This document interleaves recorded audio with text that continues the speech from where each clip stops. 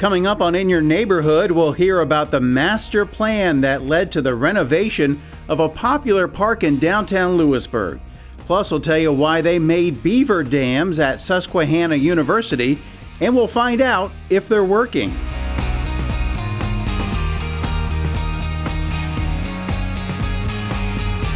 Experience reliable whole-home Wi-Fi from SECV. Our trained technicians set up your network for peak performance. Stream HD videos to multiple devices. Walk room to room on a video call, and more with whole-home Wi-Fi powered by Plume. Parental controls help keep kids safe. Maintain privacy with a guest network for visitors, and manage all your features with the amazing Home Pass app. Give us a call or visit secv.com to learn more. We're here for you.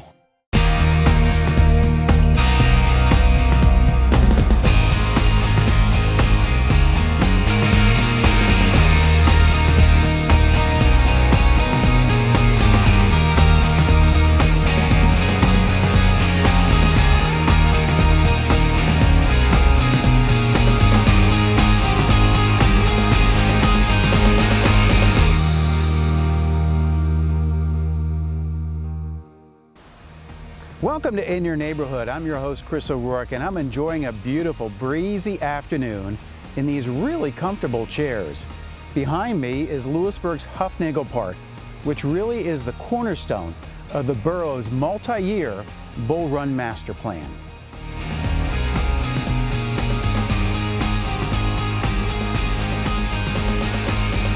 have my white hat, so I'm just riding with this wet one. I did fill the car with gas and down the waters. Dozens of antique, vintage, and collector cars rolled down Market Street in Lewisburg in late June, taking a right turn onto South 6th Street to finish this leg of the Hemmings Motor News Great Race. The annual race ran from Owensburg, Kentucky to Gardner, Maine. Lewisburg was the lunch stop on June 26th, and there were plenty of people in town to see the racers and cars arrive. They were then able to get a view of the cars while they were parked on South 6th Street and in nearby Hufnagle Park. There were food trucks in the park for the racers and the crowds that came to see them.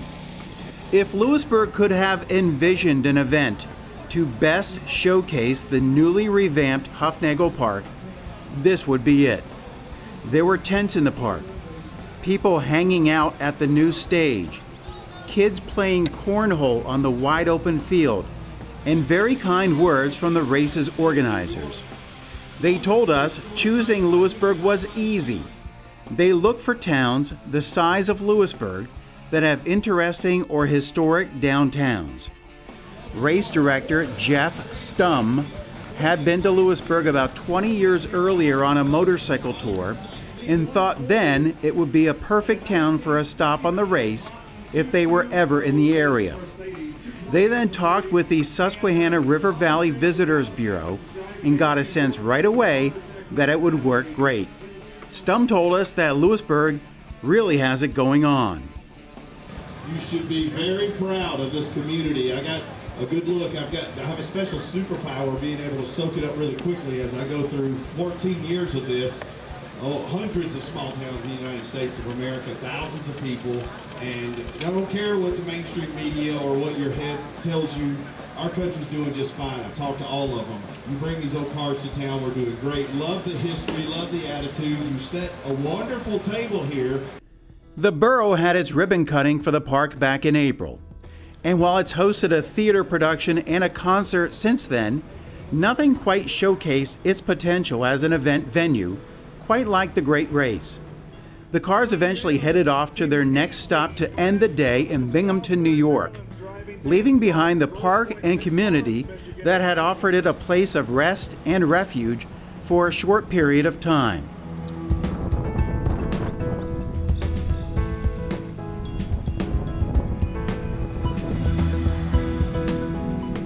While it's a little quieter now, the park has plenty to offer for the casual stop by a family or just someone who wants a little peace and quiet, surrounded by nature, and oh yeah, free Wi-Fi access.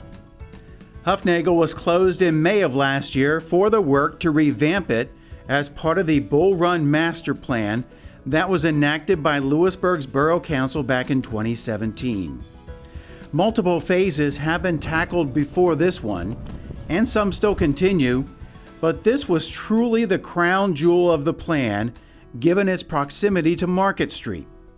I swear the view from that street just calls you to stop and take rest. Throw in a summer night when there's a concert sponsored by the Downtown Partnership, maybe a meal at a nearby restaurant, and you have the recipe for an entertaining evening. The interesting thing is that the master plan got its start as a way to address a thorn in the side of the borough for some time. There were two other issues we were addressing. One was flood resiliency in Lewisburg Borough. Limestone Run floods a lot during heavy rain events, and it floods very quickly. Every project the borough's been doing over the past 10 years has been to build flood holding capacity of Limestone Run. So part of the project was to remove some of the historic fill that was placed within the park area after the Agnes flood of '72 and create areas where the water could spread into safely to keep the water out of people's homes, to keep it off the streets. We were also looking to improve the accessibility in the park by eliminating all the stairs and all the ramps and making it a nice even slope so that regardless of what your mobility was, you would be able to use and enjoy Hufnagle Park. Flood mitigation along Limestone Run was the first of the completed phases. Louthert says they were small, almost demonstration projects, although you'd have a hard time convincing any fishermen of that idea. Thanks to the work of the master plan, Limestone Run was stocked for the first day of trout season, which brought a sight that hasn't been seen in quite some time in Lewisburg. Young fishermen lining the creek, and you'll still find people casting lines here, although all we saw on this day was ducks. One of the other phases was part of the ongoing work on the Buffalo Valley Rail Trail. Up until the master plan, the trail ran from Mifflinburg to Route 15 in Lewisburg and then stopped. The current project takes the trail from North 8th Street to the Bucknell University campus. Add the current effort to get the bikes across Route 15, and you may soon be able to enjoy a 12-mile or so ride from Mifflinburg onto Bucknell's campus, where there is another mile loop. Another phase of the plan involved the reworking of the Kidsburg Playground on the south side of St. Louis Street. Playworld donated a large part of what you see here in honor of emergency responders who battled a fire at the company's facility along Buffalo Road a few years ago. While the flood work took place around 2018, Kidsburg was in the 2019-2020 timeline. And we've seen for each stage, everybody is really embracing what is now there. Every time I'm standing in Kidsburg, I'm hearing the parents, whether they're from town or outside of our area, really like complimenting how amazing it is and how much their kids are enjoying it and the quality of the materials in the park and the nature play area and everything else. So each stage has been a labor of love, and it's being embraced and utilized quite heavily by the community, and we're hoping that this most recent stage will also have that same kind of response as we move in through the summer season. And we're really following along that original vision in the master plan. Not everything's exact, but in general, the big picture items, the things the public wanted us to build in their park, we've been doing. The unique thing about the playground, and something I've never seen before, is the DCNR-funded Nature Play Area. It sits just south of the playground equipment, and you won't find anything metal here, unless it's a spoon lying in the creek. No, you'll only find logs, stones, and other natural playthings. There's also the very unique access point to Limestone Run, where you'll find stones placed to enable you to hop across, and a makeshift dam that leads to a little pooling of water. That's something we found several kids taking full advantage of, possibly to the dismay of their parents, on the day that the great race was here. Talk about turning a negative into a positive. Kids frolicking in a creek that has been a source of so much heartache and devastation in the past. Flood resiliency has been a big focus of this borough council as well as borough staff. We undertook a flood resiliency study recently that provided us with recommendations on how to better make Lewisburg Borough survive floods and recover from them afterwards.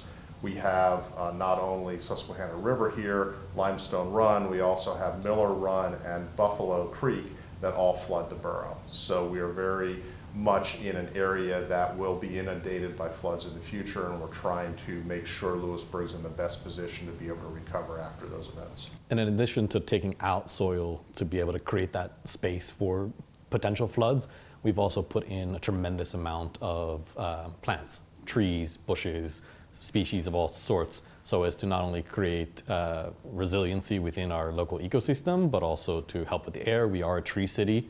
And we take that seriously, and we try to maintain our tree canopy as best as possible. But it also is important that our public spaces, our parks, also embrace that same sort of mentality. And we've put in hundreds and hundreds of trees all throughout all of the park spaces.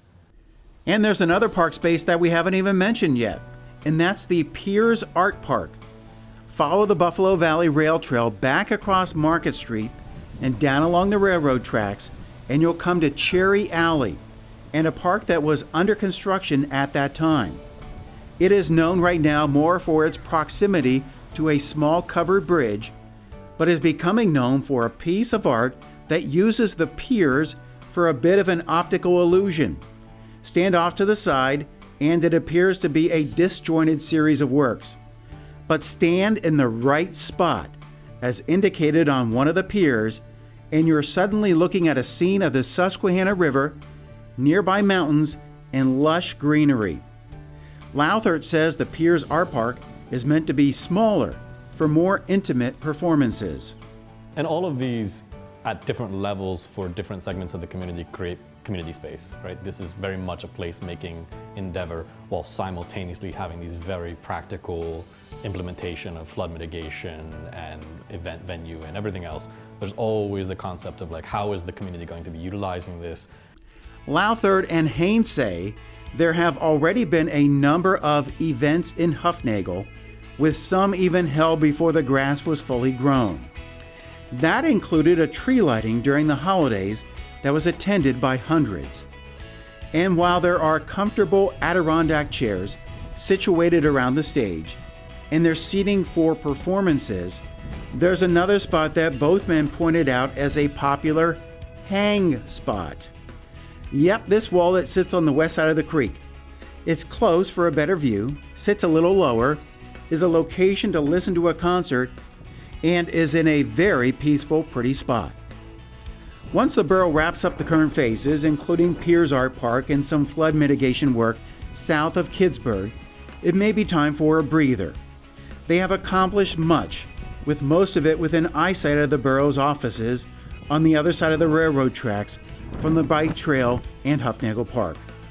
In all, somewhere in the neighborhood of $5 million has been spent so far, with much of it coming in the form of federal and state dollars. Lewisburg pitched in for engineering and permitting.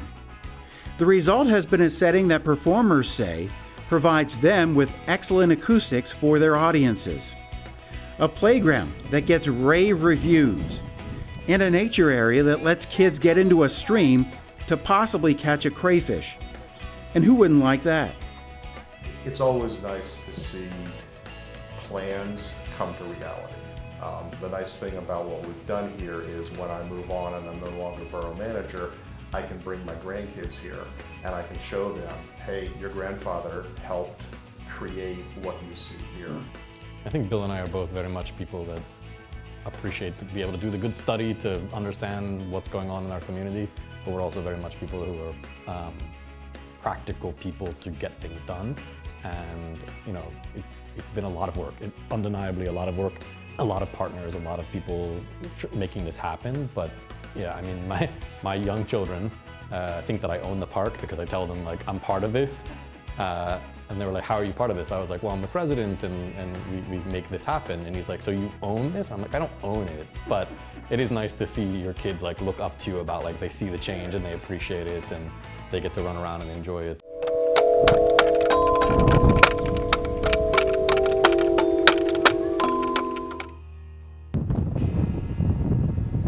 From one chair to another, I'm now underneath the event venue here in Hufnagle Park, which from what I understand has been very busy since its opening. Ironically, the Bull Run Master Plan was supposed to take about 20 years. The borough accomplished all of this in 7. Once it's done with the additional 2 phases, it may move on to other projects, possibly involving Wolf Field in the north end of town.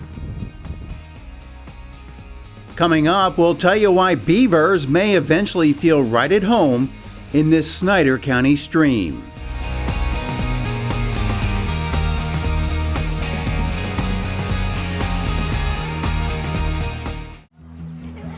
Could your Wi-Fi service be more intuitive, proactive, secure, lovable? Guard you from conniving cybercrime? Give you complete control over every device? And turn connected devices into motion sensors? Relax and enjoy flawless adaptive Wi-Fi anytime and anywhere. Wi-Fi worth loving. HomePass from Plume.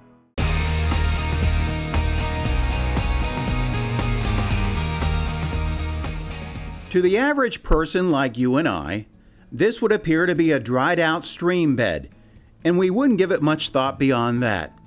But to Matt Wilson, this stream bed is a damaged ecosystem.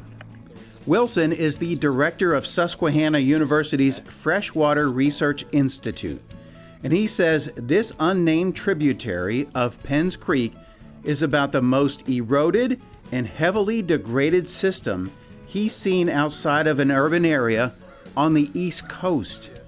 Wilson says the stream is quote-unquote flashy, given to quick rises as this video he sent us indicates. Hard to believe we're talking about the same stream we just showed you seconds earlier. And this pic is even more amazing. One of Wilson's students in the middle of the waters, up to her waist. It gets that way because of development upstream, farmland, parking lots, the result of the rising waters and swift currents through this tiny channel produces erosion downstream, both on campus and along these railroad tracks, which is causing significant headaches for the railroad company. There's an actual name for it. It's called urban stream syndrome. Matt says that makes it an infrastructure and stormwater issue as well. He showed us a spot where the erosion has been dramatic. See that tree that's hanging out in space against the stream bank over there? Yeah. When I started at SU 5 years ago, that tree was on ground. So that's how much and how rapid the erosion's been before we started putting these in. Not only that, we can see how much higher the bank is down here than when it was up there. And so this is where that sort of feedback loop, the snowball effect, starts to happen is down here. Where we're doing the actual restoration work is not where you see the biggest problem. Where you see the biggest problem is usually downstream of where you want to start the work. So we're starting up there, and this is our test case. If that works the way that we want it to, which it seems like it is, we can start doing more work this way moving downstream. Okay. Matt was looking for a stream like this since he read about an effort in Washington to build beaver dams. That's right, man-made beaver dams to deal with a similar situation, and they got great results in both groundwater and temperature improvement. He thought it was a cool idea, but he didn't have a stream at the time to try it on. So he comes to Susquehanna University 5 years ago, and here's the irony. He finds this stream literally a stone's throw away from the Freshwater Research Institute. About, at this point, 2.5 years ago that I really wanted to do this here. Before that, I had only been here a couple years. There were a lot of other things I was trying to get up and running. And when I realized like this was a great place to do it, I then had to figure out how to do it, because no one's ever done this in PA as far as we know. This is the first, it is the first one that's been permitted, and we worked with the Department of Environmental Protection to make it happen. So that was a brand new thing.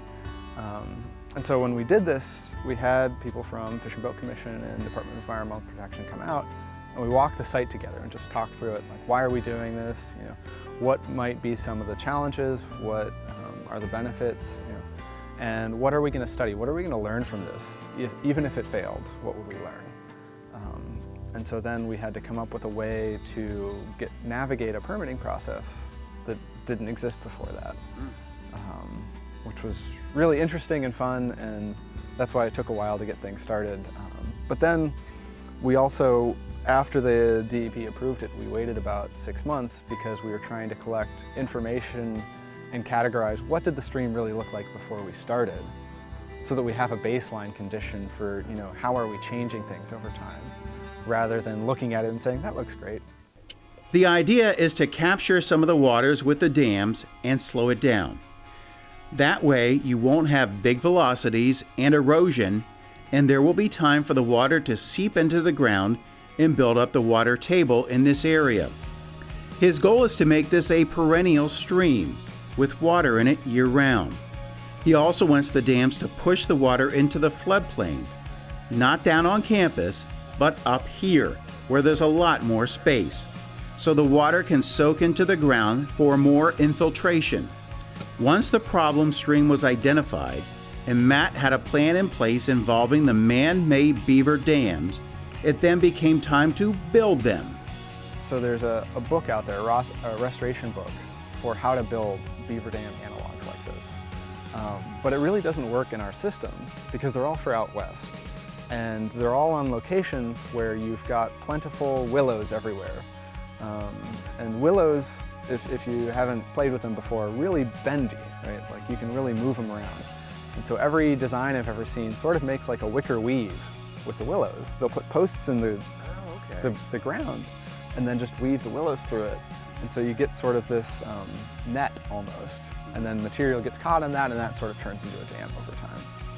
But with us, we didn't have any of that to work with. So I had to get creative, and we actually used, instead of willows to build that structure, we used Bradford pears. So in my thinking, we have lots of them at our field station. It's an invasive species. We don't want them here anyway. Oh, so okay. it's, you know, 2 restoration projects with 1 stone. And so we took, the hardest part for me was finding 2x2 hardwood stakes that we could use to create the structure to weave these into that were pounded into the substrate. Because we wanted something that wasn't treated wood, you know, that would leach out potentially into the stream. Right.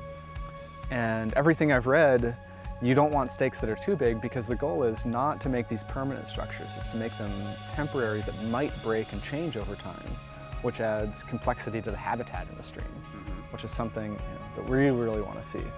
So I could find really big things, I could find little things. I couldn't find the medium size that I wanted, which took a long time. Wilson and 2 faculty members built the first 2 dams, which took about a day and a fair amount of head scratching.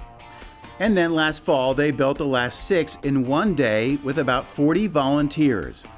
It was a big volunteer day with members of the Chesapeake Bay Conservancy, Trout Unlimited, DEP, and Fish and Boat joining in. There also was a lab that was happening on campus, and they came out in the afternoon and helped finish the last 3. The creek starts on the other side of Route 522 and winds its way to here, the western edge of the university. It then heads through campus until it reaches Penn's Creek. In all, it's about 2 miles long. They built 8 dams over a stretch of 200 yards. The first one was constructed a little lower than the rest, so it would act as a check dam to slow the force of the water so that it doesn't blow out the other 7. And as we stepped behind it, Matt told us that in just 8 months of observation, he has been very excited with the impact the man-made beaver dams are having. But the benefit we've already seen is what you're standing on right now. See, it feels like you're just standing on the ground, right? It's just dirt. Well, 9 months ago, where we were standing was about this much further down. Oh, okay. We were way down in that stream channel, and it looked like it does downstream of this dam with big open cobbles, rocks. You know, you'd roll your ankle everywhere you stepped because there's so much force coming through this stream that all of this fine material that holds the rocks together was just washing out. Okay. And so it was just, you know, one long trip hazard. But now, as we're slowing the flow, that filters out, has been building up here, and it's been locking in between all of the rocks. So even if you look upstream here, we've got, like, you can barely see some of the stone that was here before, and there isn't any. Well, it's here, it's just buried now. So the idea is that it will continue to build right back up the stream. Yeah. Okay. And at the same time, that raise in elevation you see gets us so much closer to our floodplain over here. Yes. And that's one of the key parts of this. So, you know, as we push stuff out, we get more water over there that comes down, and it also slows and decreases the energy in the stream. Wilson continues to tinker with the dams, extending them in spots to slow erosion and widening them, especially on the downhill side, where the water has a tendency to slam into the ground after going over the dam, and that causes erosion on the downhill side that could lead to its collapse. While they continue to work on them, Wilson's ultimate dream would be for a beaver to find this stream and take over. What it would take for beavers to come back here is two things. One is to get the water back. So all of that, everything I talked about with groundwater recharge and making it perennial would first need to happen. And then the second part is that if you look around here, we've mostly got walnut trees and some hackberry and some maple. And those, like, beavers will chew pretty much anything, but those aren't really the food source that they like. So we've started planting some willows here, which are beavers like candy bars. They're their favorites. So if we keep doing that and expand the plant diversity that is really their favorite food, and we get the stream flowing again, that's what it would take. Get beavers to come up here and say, hey, that's a great idea. I like that dam you built. It's going to add to it a little bit. Yeah. Meanwhile, Matt keeps an eye on the stream while a professor in the Earth and Environmental Sciences Department handles the research side of things now. It's pretty cool to hear him talk about how they monitor the stream by using the same devices that you see surveyors deploy along roads. They also have this device that tracks the air pressure above the stream, and when they partner its data with a device that monitors pressure in the stream bed when the water is flowing, they can determine how high the creek rose and how fast it was flowing. While someone else is handling the research, this is still clearly Matt's baby. And he told us he loves to come out in his slicker and boots after a heavy rain to see how the dams are holding up. We had a lot of fun with Matt on this day while we were avoiding large areas of poison ivy, possibly not successfully on my part. Matt has quite the sense of humor and a way with puns. So we're going to end with that. So do beavers get a bad rap then? I mean, because you always hear about how, you know, they're damaging streams and stuff like that, but actually they help, don't they? Yeah. So there's a bumper sticker I saw years ago that I wish I could find again, but it says, "Beaver taught salmon to jump." What? So how do you actually build a beaver dam then? So first you sharpen your teeth and you go off into the woods. Do you have a whole new respect for beavers, having done all this? I mean, because you just do it naturally. Yeah, I always had a respect for beavers, but now, damn. Good one. I can, I can make those jokes. Yeah. I'm terrible with puns, and like this whole project just lends itself to them. So it's wide open. Yeah. If all goes according to plan and the man-made beaver dams continue to do their thing, it's possible there could be water flowing through this stream in 5 to 10 years. If you have a segment idea for us, then please don't wait that long and send it to us at IYN@SECV8.com or stop by our Facebook page. That's going to do it for us. I'm your host, Chris O'Rourke. Thanks for tuning in. We'll see you again next time, maybe from in your neighborhood.